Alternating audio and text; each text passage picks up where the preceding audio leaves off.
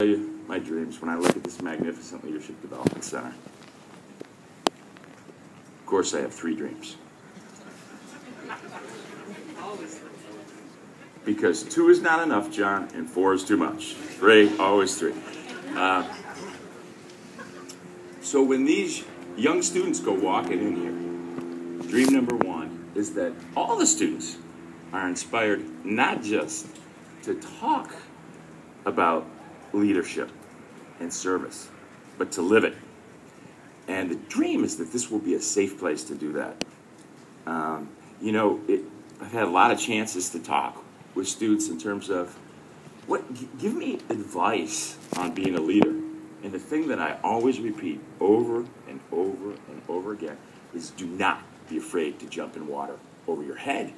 That's how you're going to learn. And I was fortunate to be able to experience that here at Purdue, at the Sigma Chi House, and for it to be safe. And I think of some of those things. I'll never forget. Of course, first day of engineering class, we don't allow this anymore, but, you'd be there. Professor Barron, he would say, 500 freshman engineers, look to your left and look to your right. I'm thinking, well, introduce yourselves. He goes, one of you will not be here next year. I'm like, oh, well, that's not safe about it. And so I was terrified. So my first semester, man, I just studied as much as I could. I didn't want to be one of those guys. And I remember Gary Tho, one of my pledge brothers, who were going through pledgeship. And I was just laying low, stealth man. He just put me up against the wall one afternoon. And he said, Krach, you got to start giving to this pledge class. He goes, you're just focused on your books. And that was a seminal moment in my life. And I remember another one, and Tony Hawkins and Steve Miner here. When I was one of the co-chairmen of Old Masters Committee, it was like the first kind of public speech I gave. And we had about 500 people in an auditorium. And I froze. Total stage fright. Don't let that happen to you, Carl. I just froze. And nothing was coming out of my mouth. And all of a sudden, Diana Wellen, my co-chairwoman, she comes up and says, we would keep the same. And she just took right over from me. That was a great lesson in leadership, what she gave to me. I remember, through Purdue, I was able to get a GM internship and scholarship. So at 19, I was a foreman on a 3rd shift production line in Detroit making Cadillacs. And the 2 biggest issues I had to deal with were drugs and prostitution. Now, I was thinking, they didn't teach that in freshman engineering. Maybe that's a higher level class. But I learned the leadership lesson is make a friend with the biggest, strongest dude on your team. I made it through. Or I'll never forget being the council, the president, my senior year. We used to have a little fun. And Roscoe back here, he rolled a tire down the hill, see? And it actually hit a car. That was not good, okay? That's leadership. Roscoe, we've learned that. We don't do that again. It never happened again. Then all of a sudden, the police came walking in on the balcony. And to this day, I have nightmares about this. And Roscoe's standing over there. All the guys are like, there. He goes, who did this? Policeman said, can't lie. It was the Betas. If the Fijis were closer, I'd have said the Fijis. But anyways, okay, I don't know. But what I learned is, and this is what Mama Krach always said, she'd go, the most important things in life are not written in the book. So my dream is that students are inspired to live that, not just talk about it. Okay, dream number 2. And that is to collaborate and learn in this team environment. Leaders.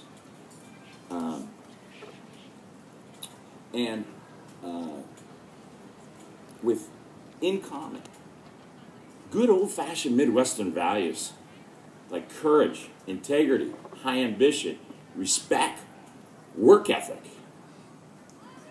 Sigma Chi values, Fiji values, good old-fashioned work ethic, but also with diversity of everything. Diversity of thought, different temperaments, talents, and convictions. That is key. And if I look at the opportunities I've had being a CEO, CEO has one job and one job only, and that is to build a high-performance team. There's 3 factors that go into it. It's the people side of the equation. Company with the best people wins. Number 2, get them working together as the team. That's the multiplier. That's the 1 + 1 = 10. And 3, set a crystal clear direction. And you get a playbook, vision, mission, values, team rules, long-term goals, strategy, all boiled down to execution. And I learned that here. Vision is always to build a great, sustaining company or institution or legacy. The mission is always to be that leader. And those core values stay forever. Now, the only thing that changed in the 7 companies that I had a chance to build is just technology, markets, and the people. But some people have been there forever. Like Mark Carlson's been part of every one of those companies we've built. And I want everybody to have that chance, to have that experience, that do that. And my favorite proverb is 27. Just as iron sharpens iron, so one person sharpens another. That's what I want going on there. That for these great students walking through there, they learn the true definition of leadership. And understand, you don't have to be a CEO, you don't have to be a chairman, you don't have to be a grand counsel. Being a leader is making a difference. Big one, little one, but most important, a meaningful one. And it's leadership in its purest form. Hector taught me is living your values every day. And the simplest definition is just character and action. That's what leadership is. That's my 3rd grade. So people will learn that, understand it, take it with them forever. All right, and then I just have one more thing. Got these great leadership experiences at Purdue. So Scott Sperling, good Sigma Chi guy, in my class, who was president of student body. We both go straight away to Harvard Business School. I want to tell you a little story about that. He was my roommate. And I'll never forget that first day. And we're in our dorm room, and we have the Sigma Chi magazine sitting like right on my desk. I'm on the cover because I got some awards, some Balfour Award thing. And in walks this guy, Joe Fuller, who also went straight away from college. And back then, only maybe about 5% did. He happened to go to Harvard undergrad. So he looks at this Sigma Chi magazine and opens it up. And it lists all of these accomplishments I've done at Purdue. And at that point in my life, he looks at it and he goes, "What were you, also captain of the safety patrol?" Just throws it down. I'm going, okay, man, I'm on my own now, starting again. It was a pretty amazing experience. And then the first day of class, go around the room, introduce yourself. I mean, here's what happened. Lady sitting next to me, "Hello, my name's Mary Carney. I'm a vice president of Chase Manhattan Bank." The guy to my left goes, "Hello, my name's Shel Sanders. I'm 42 years old. I'm retired from the Navy. I was commander of a nuclear submarine." And I stand up and go, "Hey, my name's Keith Krach. I was president of my fraternity." Okay, so I'm enthralled with this leadership thing. And there was a professor, I can't remember his name back then, but he was the expert on leadership at Harvard, world renowned. And so I wanted to meet with him and talk to him. And so it took me like 4 months to get a meeting with this guy. Finally, come in his office. He's terrifying, man. He goes, "How can I help you?" I go, "I just have one question." He goes, "What's that?" I go, "What makes a great leader?" He goes, "Close your eyes." Close my eyes. He goes, "Now, think of person you'd follow anywhere, the greatest leader you've met. Think of that. You got it in your eye? Yeah. Okay, got it. Don't open them up. I ask the second question. All right, think why. Think why. You love to follow him. What makes him a great leader? You got it. I go, got it. Open your eye. All right.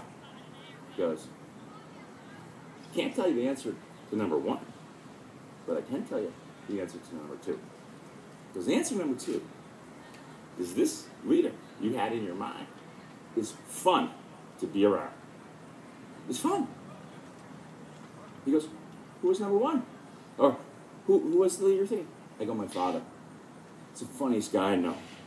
I mean, he would say, Keith, if you're in a tough situation, he was an old boxer in the army, if you're up against the ring, and you don't think there's a way out, there is. It's humor.